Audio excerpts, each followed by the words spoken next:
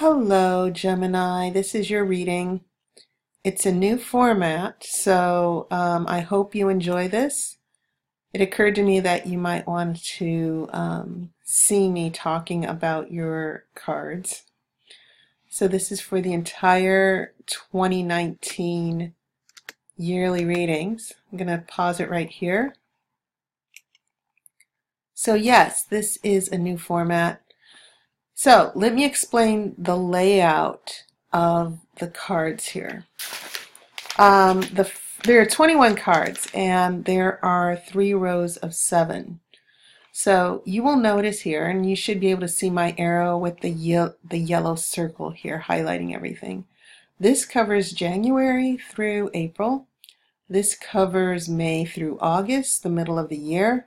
And then this is the end of the year from September to December. Okay, please keep that in mind. So this is basically your story from the beginning, this first card right here. And then we'll end here with this last card. And as I said, I have my notes. I'm not going to be too academic here. I'm just going to give you as much as possible the news straight up. So this is sort of like a news forecast. But once again, I think you'll enjoy it. It'll take a lot less time than I normally would. And you get to see me actually explaining the cards. Okay, so let me explain the first thing I want to focus on, Gemini. Remember, you are an air sign. Okay, and that's represented by swords. I don't see a lot of swords here. You do have an Ace of Swords, and then you have a 4 of Swords here in the middle of the year, and then heading to the end of the year you have a 9 of Swords. And I'll explain your swords in detail. But just because there aren't a lot of swords it's not a good or a bad thing. But I'm just sort of noticing, seeing that swords represent air, which is your natural element. I'm just simply paying attention to when it feels like you're taking control or what energies are coming from you in regards to the relationship. And the overall theme, once I saw all your cards, the overall theme that I saw was don't be suckered. Because this is about you being so idealistic and hopeful about love, because air signs can be idealistic, that your expectations, you might actually get disappointed. So it's good to have balance. And I noticed that also the dominant energy throughout your spread are these wands here. In the first of the year, you actually have 6 of Wands, the card of victory, and then this Knight of Wands. And I will get to your major arcana because you seem the first part of your year very, very intriguing here. And then in the middle of the year, you have a 10 of Wands reversed plus a 9 of Wands. Now this 9 of Wands, and this is where I get this theme of don't be suckered. Don't be, prepare yourself, learn your lessons. Also, you have 2 9s right under each other. 9 is usually the closing of a cycle and you start over again. So there are a couple of things here going on with these 9s, which I will also explain what they mean. But this is in the center of your spread. It's in the middle row, and it's in the middle column. And the 9 of Wands is always about being prepared for danger or conflict, getting ready for battle. And so it's for you Geminis, you do have that duality. You know, you have an outer persona and then an inner persona, and most air signs are usually very intellectual, like Libra and Aquarius. So but when we get to this 9 of Wands here in the center of your spread, this is going to be a year of not letting things go awry, making it work this time, being determined to make the relationship take off. And then in the last part of the year, all you have is this Eight of Wands. This is a card of speed. Sometimes it can be a card of travel. Many times it's also called the arrows of love. You know, someone sending a message of love, things happening very quickly. So, yeah, I will put all of that together. So be mindful of this middle card. In my tarot readings, I usually consider this the root issue. Your major arcana, the first part of the year for you, it's going to be very, very intense. And what I mean by that is look at the fact that you have this tower, which clears everything away. You start over anew. The tower removes everything that's not in your greater good. I get the feeling that this is something you want. You want to be able to start over. And that's because you do have, the first card is your Ace of Swords, new understanding, new clarity, seeing the truth, okay?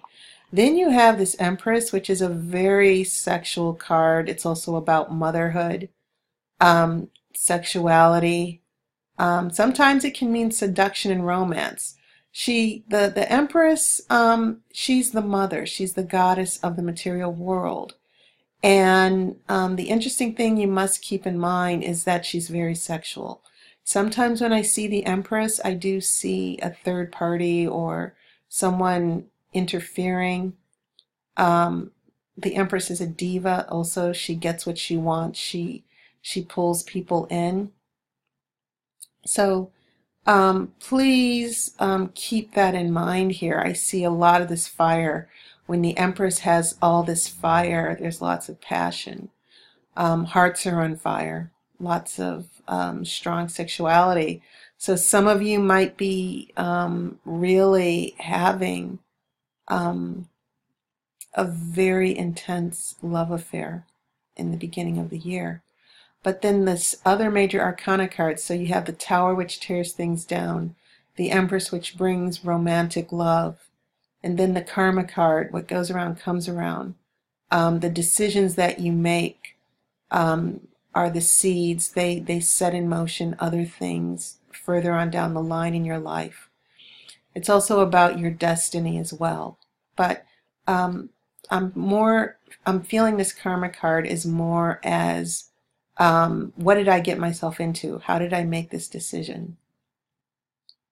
When we get to the middle of the year, we do have the Lover's card, strong sexual energy, and it's right under the Empress. So the Empress, which is all about giving birth, fertility, conceiving, romance, very physical sexual love, and it's underscored by the Lovers. Yes, I do feel that some of you, long-term relationships, marriages, maybe some children involved, or issues with giving birth. But also with this Lover's card, I'm just getting this very strong sexual vibe for some of you. Very sort of, you know, I keep thinking of those romantic novels where on the picture you have these couples, bodice rippers, you know, just torrid passion. That's what I'm kind of seeing for some of you Geminis. Being swept up by your ideal love, what you've always wanted.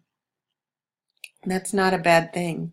But if you're going to allow yourself to get swept up, it's also important that you're grounding yourself.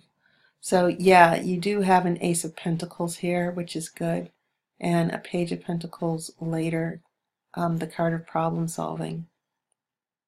But definitely this first year, I feel like someone's coming into your life. For some of you, it could be a very new person that sweeps you off your feet. That is how I'm interpreting those three cards. When we get here to the end of the year, there are no major arcana cards. Nothing big. I think things are settling down. So looking at the major arcana cards that you have here, you have this Tower, Empress, and Karma. And then all you have here in this middle row, middle of the year, Lovers. And then nothing. So things heat up very quickly and then things sort of calm down. I don't think that's a cause for alarm. Believe it or not, most new relationships, when they heat up very quickly, there's always a cooling down. There's always an ebb and flow in relationships. It's a matter of how you react to that, whether you panic or whether you just lay back and go with the flow. And most air signs tend not to do that. Most air signs get very worried when things in a relationship are not consistent. Air signs demand consistency because air signs need to trust. So considering the title of your reading, Don't Get Suckered, part of the issue is some of you finding that ideal love, sparks flying, but also losing your bearings and getting worried and a little stressed out about where this is going. Okay, so this is your root card. I've explained your major arcana.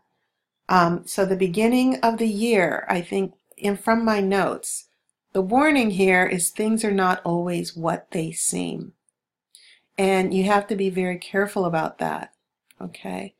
As I said, it seems like the ideal perfect love. You have an Ace of Swords. That's followed by a Nine of Cups. Very content, very happy.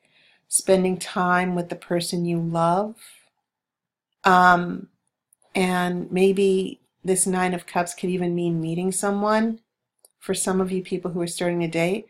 But then this Tower comes, clears everything out, resets the clock, so to speak. But then you get swept up by this passions. There's a dominant, someone is victorious here. And it could even mean that this Wands energy that I'm seeing here belongs to your love interest. And just a reminder, your love interest does not have to be a fire sign. They could have they could have Aries or Leo in their house of love. Okay, so what we have here is definite sexual, passionate energy, a real love affair here. But then karma gets in the way here, and I get the feeling that this karma card is falling from the Tower because of a drastic decision. And sometimes that can happen in relationships where you meet someone and it's love at first sight. You fall in love with them immediately. You're with them immediately. You give yourself completely, which idealistically is what we all would love to experience. But then the morning after or the week after or a few weeks later, as I said, the illusion wears off. And once again, air signs are usually vulnerable in that way because you can have that perfect picture in your mind and you meet that person that you have the chemistry with and you can't deny yourself. Nothing wrong with that. But as I said, it's also a matter of grounding. So when we head into the middle of the year, getting past the mistake, like, okay, karma came and sort of like someone suddenly have to leave the morning after they disappear. A number of things could be happening here with karma. And so when we get this Ten of Wands heading into the summer, feeling overwhelmed, feeling like, what happened here? You know, we were together. I felt it was the real thing. So now we have these competing queens. Queens are very passive. Passive not in a bad way. It just means that kings are active. They give outward directions. Queens are about support, the internal energy, the emotions and feelings that, you know, you're someone's friend, you're offering support, you are giving. Passive, The passive energy is always giving, okay? And so we're in love. We find ourselves a little bit off kilter here with this Ten of Wands reversed. And then you have a Queen of Cups in love, and then a Queen of Pentacles. She's considered the stable housewife. She's the one who keeps everything together in the household. Okay? But there's still that burning passion. I don't see necessarily a separation, but I do see some of you Geminis in love, and you can't help it. So that's when you have the Lover's energy here, underscoring that passion from earlier on with the Empress, that sexual passion. And then a break, a retreat with the Four of Swords. But then we switch into the Pentacles energy here. Remember, Pentacles are the slowest energy because they represent Earth. And sometimes when I do see that Ace of Pentacles, I do get a sense, some of you might be dating as far as relationship readings, because aces are always new beginnings. So, you have that Ace of Swords here, which is the card of clarity and truth, new perspectives, new attitude. And then I kind of see you start over again. Sometimes this can mean just a purely physical relationship, okay? Dating, getting to know someone, new opportunities for dating. Sometimes it means meeting new people. But in the context of what happened before with this relationship, I just kind of feel that there's a getaway, there's a quiet retreat. You and your partner get a chance to meet each other, see each other. Sometimes it's Four of Swords. 4 is the number of stagnation, and sometimes slow change. I kind of feel like this is a break or a vacation where you take a step back. And this Ace of Pentacles comes along as if to slow things down between you and your partner, start over again. Like, where have you been? And, things are so hot and heavy. I thought things are really going to work out. And then, so this Ace of Pentacles seems to be the relationship is just slowing down. That's what I'm feeling from that Ace of Pentacles. So, as we head to the end of the year, very interesting things are happening. One last wand, that Eight of Wands. Sometimes it can mean actual travel.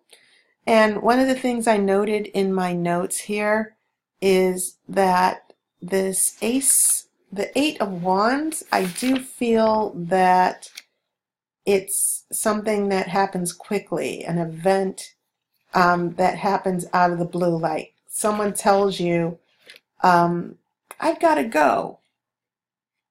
I've got to leave. I'm taking a new job. I'm moving to a new city. Sometimes this can mean swift completion. But look at what follows that Eight of Wands. You have this Four of Cups. And this can be the card of emotional detachment and separation, just emotionally detaching. And then it's followed by a Five of Wands. So this wasn't your last one. I apologize. So lots of conflicts with someone leaving or going away, which causes a lot of drama. So that Nine of Swords following the Nine of Wands right under it. Lots of worry and anxiety, like, okay, I really thought. So from the beginning of the year, things hot and heavy, lots of promise. Things slow down middle of the year. And then once again, it feels like you got suckered again, that this person's taking advantage of you. Well, once again, you get these stabilizing pentacles. The Page of Pentacles is always about working things out and solving problems. So I feel like there's going to be a good, important, productive conversation here about what is it that we both want from the relationship. And it leads to the rest of the year being in Pentacles, because Seven of Pentacles, Remember, 7 is the number of thinking and strategy.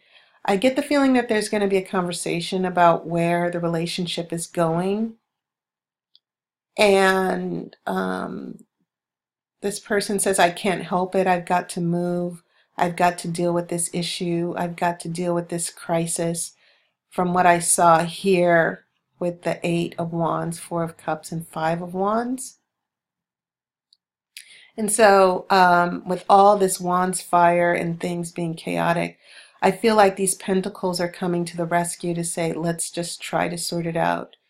Let's try to make it work. And the 7 of Pentacles is the card of, okay, let's try to make it work. Let's wait and see what happens. Then you have that 3 of Pentacles reversed, and usually 3 of Pentacles is a good card for work because it means receiving recognition. It means making progress. But now you have a 3 of Pentacles reversed, and this is sort of like a little laziness. I feel like the Pentacles are saying, okay, the relationship was hot and heavy in the beginning, but now here comes the hard work of making the relationship work, and maybe things feel a little doubtful. You know, things are like, okay, let's wait and see what happens, and then the energy really goes down in the relationship. Like the obstacles and issues are overwhelming, and it really brings the relationship to a halt. Now, I don't think this is permanent. I feel like the relationship will, I feel like in 2020 the relationship might really get started again. But I kind of just feel like the oracle is saying for you, Gemini, things will start hot and heavy. For some of you, a new love affair. But then the energy of these pentacles sort of win over. The pentacles sort of overwhelm the wands. So things are hot and heavy. Lots of sexual energy for some of you. Pentacles slow things down. And I think it's a matter of, can the relationship endure these crises and problems and issues? And so when I see that 3 of Pentacles reversed at the end of the year, yes, there's a crisis or crises or several problems or issues that are happening. And that's natural. All relationships come across obstacles. But I think the question here is, can the relationship, does it have the legs to be a real committed relationship? And so, yes, this will end on a question mark for you, but you should know that it doesn't mean that this person doesn't want to try to make the relationship work. It doesn't mean necessarily a breakup, but it also could make you start thinking, okay, if I don't see real progress in the relationship, why am I in the relationship? So there's going to be a question mark at the end of the year, but another way of seeing it is that the relationship is trying to find its natural pace. It's slowing down. All relationships tend to slow down as people get more comfortable, as people get to know each other. They learn about each other. But because this 3 of Pentacles is reversed, the question mark is about how well the relationship will survive some of these issues and crises that are coming up for you. Okay. So Gemini, that was your reading. And just a big shout out to all of my subscribers, my regulars, and basically everyone who supported me throughout the year. Thank you very much. And make sure you check out my special $10 for a relationship reading. Okay. Thank you so much. And I will be having January readings up this weekend as well. So lots of new information, new readings. So that will be coming up. As always, I wish you love and light. I hope you're having a wonderful holiday season, and I will see you next year. Take care.